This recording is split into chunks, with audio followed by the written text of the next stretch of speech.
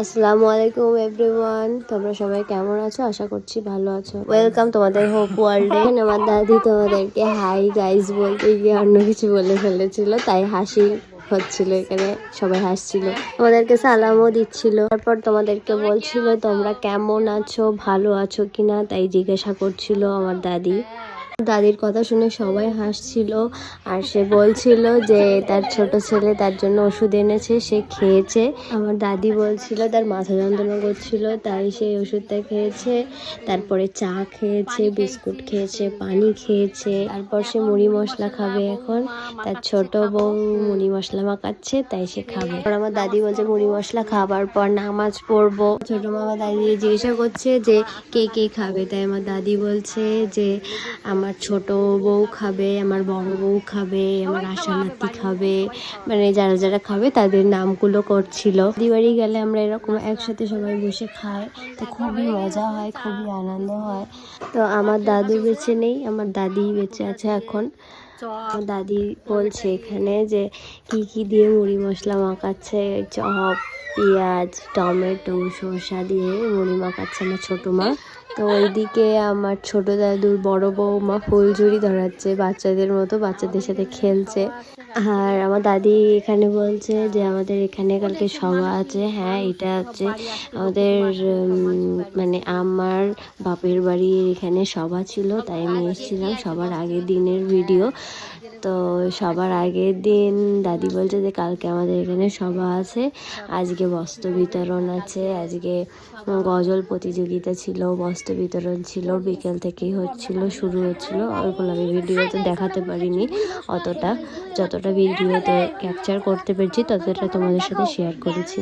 এখানে আমার ভাইরা জ্বালাতন করছে। এই যে আমাদের মিঠু, আমাদের টিয়া পাখি, আমার দাদির বাড়ির টিয়া পাখি। ও হ্যাঁ, ও যখন মানুষ দেখে তখন ও আর কিচ্ছু বলতে পারে না, আর যখন মানুষরা ঘরের মধ্যে থাকে তখন ও কিচিরমিচির ঝগড়া করে, যখন ও চেল্লায়, মিঠু মিঠু করে পাগল করে দেয়। আর মানুষ যখন ওর সামনে আসে তখন আর ওর মুখ দিয়ে একটুও বল ফোটে না, একটুও কিছু বলতে পারে না, চুপ করে থাকে আর বদমাইশি করে। ও ও এখন আস্তে আস্তে কথা বলতে শিখেছে, মানে অতটাও বলে না, খুব কম। কিন্তু আমাদের আগে যে পাখিটা ছিল ও সবার নাম ধরে ডাকতো, সবাই পড়ে গেলে হাসতো, খুব ফানি ছিল। কিন্তু ও উড়ে গিয়েছিল মনে হয়।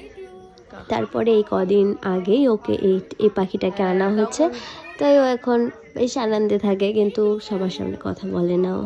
একটা আমার কাকিমা যে ফুলঝুরি ধরেছিল, সে এখন আমার দাদির লম্পট নিয়ে পুজো করছে।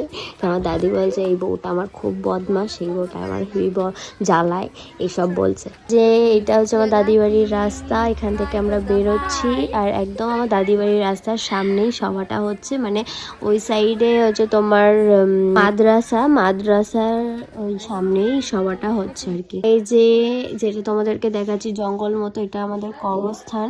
এখানেই আমাদের মাটি দেওয়া হবে।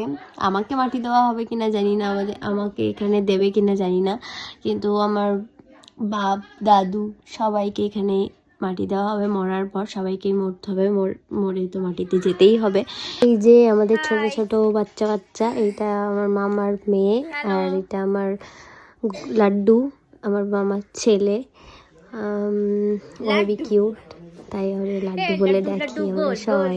অনেকদিন পরে এসেছি, তাই আমাদের চিনতে পারে না। এখানে আমার মামা বলছে আটাটা দিতে, আটা আর ডিমটা, ও এখন রুটি করবে তাই। এখানে লাড্ডুর আপা যে সে এখন ফুটি ফেলে দিয়েছে চারিদিকে, আর এখন ওর আপা ওর নামে দোষ দিচ্ছে যে ওটা লাড্ডু ফেলেছে। এবার আমি লাড্ডুকে জিজ্ঞাসা করছি যে ওটা কে ফেলেছে, তা ও হাত দিয়ে দেখাচ্ছে ও ফেলেছে, আর ওর বোন দিদি বলছে যে না লাড্ডু ফেলেছে। ওর দিদি বারবার ওকে দোষারোপ করছে বলে ও আর কিচ্ছু বলে না। ও ভেবেই নিয়েছে যে হ্যাঁ, যেখানে ও আমাকে দোষ দিচ্ছে তাহলে আমিই করেছি, এর জন্য ও আর কিচ্ছু বলে না, বেচারা ছোট মানুষ তো।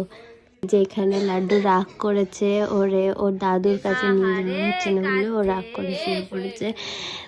এখানে তেজ দেখাচ্ছে, মা ওকে বলছে চলো দাদুর ঘরে যাবো, দাদুর ঘরে নিয়ে যাবো তোমার, চলো। তাও ও রাগ করে না, তাও ও রাগ করে আছে, কাঁদছে। এভরিওয়ান, ভিডিওটা এই অবধি ছিল, এই অবধি দেখালাম, আর কিছু দেখাতে পারিনি। আবার দেখা হবে পরের ভিডিওতে। খোদা হাফেজ।